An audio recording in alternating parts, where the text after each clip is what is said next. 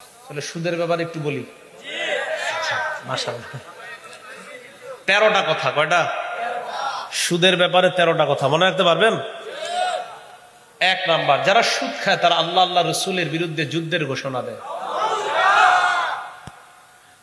সূরা বাকারা 278-279 number আয়াতে আল্লাহ বলেন, ইয়া আইয়ুহাল্লাযীনা আমানুত্তাকুল্লাহা ওয়া যারু মা বাকিয়া মিনার রিবা ইন কুনতুম মুমিনিন। হে ঈমানদারগণ, তোমরা আল্লাহকে ভয় করো, সুদের কারবার ছেড়ে দাও যদি তোমরা ঈমানদার হও। দেখেন আল্লাহ আমাদেরকে ডাক দিলেন, হে ঈমানদারগণ, তোমরা আল্লাহকে ভয় করো, সুদের কারবার ছেড়ে দাও যদি ঈমানদার হও। ডাক দিছে কিন্তু ঈমানদার বইলা, ডাক দিছে ঈমানদার বইলা, এটা বইলা ডাক দিয়া কয় ঈমানদার সুদের কারবার ছাড়ো, আল্লাহকে ভয় করো যদি ঈমানদার হও। ডাক দিছে কিন্তু ঈমানদার বইলেই। এরপর আল্লাহ বলেন, ফাইল্লাম তাফআলু ফাযানু বিহারবিম মিনাল্লাহি ওয়া রাসূলিহি। আমি আল্লাহ বলার পর সুদের কারবার যদি ছেড়ে না দাও, আল্লাহ আল্লাহ নবীর বিরুদ্ধে যুদ্ধের ঘোষণা দিয়ে দাও। সুদ খাওয়া, আল্লাহ আল্লাহ রসুলের বিরুদ্ধে যুদ্ধের ঘোষণা দেওয়া। 2, যারা সুদ খায় এই অবস্থায় যদি তারা মারা যায়, কিয়ামতের ময়দানে তারা পাগল অবস্থায় উঠবে। সূরা বাকারা 275 নাম্বার আয়াত আল্লাহ বলেন, আল্লাযীনা ইয়াকুলুনা রিবা লা ইয়াকুমুনা ইল্লা কামা ইয়াকুমুল্লাযী ইয়াতাখাব্বাতুহুশ শাইতানু মিনাল মাস। যারা সুদ খায় তারা কিয়ামতের ময়দানে এমন অবস্থায় উঠবে যেন শয়তান তাদেরকে স্পর্শ। যালিকা বিআন্নাহুম ক্বালু ইন্নামাল বাই'উ মিসলুর রিবা ওয়া আহাল্লাল্লাহুল বাই'a ওয়া হাররামার রিবা। তারা বলে ব্যবসা সুদের মতো। নাউজুবিল্লাহ বলে। আল্লাহ বলে, আল্লাহ ব্যবসাকে হালাল করেছেন, সুদকে করেছেন হারাম। ব্যবসায়ও লাভ হয়, সুদও লাভ। বলেন ব্যবসার লাভ হালাল, সুদ এটা হারাম। তাহলে সুদ যে লভ্যাংশ এটা কি? হারাম। তাহলে যারা সুদ খায় কিয়ামতের মাঠে পাগল অবস্থায় উঠবে। আল্লাহ এই অপরাধটা থেকে আমাদের সকলকে বেঁচে থাকার তৌফিক দান করেন।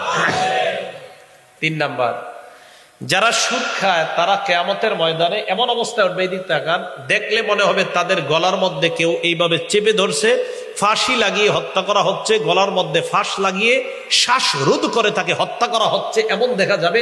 এমন অবস্থায় হা হা করতে করতে কিয়ামতের মাঠে। উমদাতুত তাফসীর 1 নাম্বার খণ্ড 330 নাম্বার পৃষ্ঠা। عن عبد الله بن عباس رضي الله تعالى عنهما قال آكل الربا يبعث يوم القيامة مجنونا يخنق। আব্দুল্লাহ ইবনে আব্বাস বলেন, সুদখোরকে কিয়ামতের ময়দানে এমন অবস্থায় উঠানো হবে, দেখলে মনে হবে পাগল, আর মনে হবে কেউ যেন তাকে শ্বাসরোধ করে হত্যা করা হচ্ছে। নাউজুবিল্লাহ। দেখলে মনে হবে তার শ্বাসরোধ করে তাকে হত্যা করা হচ্ছে।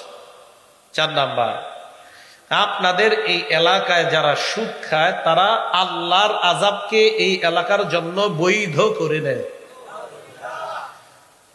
সাহেবনগর এলাকায় যারা সুদ খায় তারা আল্লাহর গজবকে এলাকার জন্য বৈধ করে দেয়। আল্লাহ দিতে চায় না, সুদখোররা গজবকে ত্বরান্বিত করে টেনে নিয়ে আসে। আত-তারগীব ওয়াত-তারহীব কিতাবের নাম, 3 নাম্বার খণ্ড 69 নাম্বার পৃষ্ঠা। আন আব্দুল্লাহ ইবনে আব্বাস রাদিয়াল্লাহু তাআলা আনহুমা قال قال رسول الله صلى الله عليه وسلم। আব্দুল্লাহ ইবনে আব্বাস রাদিয়াল্লাহু তাআলা আনহুমার বর্ণনা, আল্লাহর নবী সাল্লাল্লাহু আলাইহি ওয়াসাল্লাম বলেন, ইযা যাহারাজ জিনা ওয়ার রিবা ফি ক্বরিয়া। কোন এলাকার মধ্যে যখন ব্যভিচার বেড়ে যায়, সুদের কারবার বেড়ে যায়, নবীজি বলেন কোন এলাকার মধ্যে যখন বড় ধরনের 2টা অপরাধ, 1 নাম্বার জিনা ব্যভিচার যদি বেড়ে যায়, 2 নাম্বার সুদের কারবার যদি বেড়ে যায়, কদ আহাল্লু বিআনফুসিহিম আযাবাল্লাহ। এই মানুষগুলা ওই এলাকার জন্য আল্লাহর আযাব বৈধ করে দেয়। নাউজুবিল্লাহ। এরা 4 নাম্বার। 5 নাম্বার, যারা সুদ খায় তারা ওই এলাকার মধ্যে দুর্ভিক্ষ টেনে আনে, দুর্ভিক্ষ, সুদের কারণে দেশে দুর্ভিক্ষ লাগে। দলিল মুসনাদে আহমদ কিতাবের নাম, হাদিস নাম্বার 17,822 নম্বর হাদিস। আন আমর ইবনুল আস রাদিয়াল্লাহু তাআলা আনহু قال মা মিন ক্বরিয়াতিন ইয়াযহারু ফীহিমুর রিবা ইল্লা উখিযু বিসসানা। কোন এলাকার মধ্যে যদি সুদের কারবার বেড়ে যায়, ওই এলাকার মধ্যে দুর্ভিক্ষ লেগে যায়। ওমা মিন কওমিন ইয়াযহারু ফীহিমুর রিশা, কোন এলাকার মধ্যে যদি ঘুষের কারবার বেড়ে যায়, ইল্লা উখিযু বিররবি, ওই এলাকার পুরুষগুলা কাপুরুষ হয়ে যায়। পুরুষরা কি হয়? কাপুরুষ। আর সুদ খাইলে ওই এলাকায় দুর্ভিক্ষ লাগে। এগুলো 5।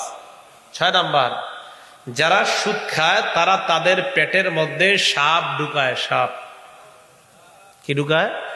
সাপ। ইবনে মাজাহ হাদিসের কিতাব, হাদিস নাম্বার 2273, 2273, 2273। عن أبي هريرة رضي الله تعالى عنه قال قال رسول الله صلى الله عليه وسلم। আবু হুরায়রা রাদিয়াল্লাহু তাআলা আনহুর বর্ণনা, আল্লাহ রাসূল সাল্লাল্লাহু আলাইহি ওয়াসাল্লাম বলেন, আতাইতু লাইলাতান উসরিয়া বি আলা কওমিন। নবীজি বলেন, মেরাজের রাতে আমি এমন এক মানুষের পাশ দিয়ে অতিক্রম করলাম, তাদের দিকে তাকাইলাম, তাকায় দেখলাম বুতুনহুম কাল বুয়ুত, তাদের পেটগুলা বিশাল বড় বাড়ির মতো। পেট কিসের মতো? ফিহা আল হাইয়াত তুরাক মিন খারিজি বুতুনিহিম। নবীজি বলেন, তাদের পেটের বাহির থেকে দেখা যায় ভিতরে বিশাল বড় বড় সাপ দৌড়ায়। পেট দেখলাম বাড়ির মতো, তুরাক মিন খারিজি বুতুনিহিম ফিহা আল হাইয়াত, পেটের মধ্যে বড় বড় সাপ দৌড়ায়, বাহির থেকে দেখা যায়। আমি নবী দেখলাম। আমি প্রশ্ন করলাম, মান হাউলাই ইয়া জিবরিল, জিবরিল এরা কারা? জিবরিল আমিন জবাব দেয়, হাউলাই আকালাতুর রিবা, হুজুর এরা হলো সুদখোরের দল। নাউজুবিল্লাহ। মা বোনরা ওয়াজ শুনতেছে?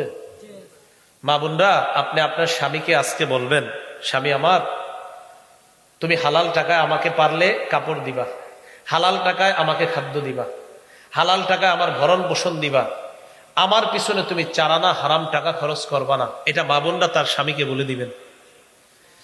এখানে যারা ছেলে মেয়ে আছেন, মেয়েরা আছে, মেয়েদের প্যান্ডেলে ছেলেরা যারা আছেন, আমার সমবয়স্ক ভাইয়েরা আছেন, বেশিরভাগই আমার বয়স সমবয়স্ক আছেন অনেকে, আপনাদের হাতে পায়ে ধরে বলি, আপনি আপনার বাবাকে বলেন, আব্বা বছরে আমাকে 12টা প্যান্ট শার্ট দেওয়া দরকার নাই, হালাল টাকায় যদি পারেন একটা প্যান্ট, একটা শার্ট, একটা গেঞ্জি, একটা পাঞ্জাবি দিয়ে আব্বা, হারাম টাকায় আপনি অনেকগুলো আমাকে দিতে হবে না।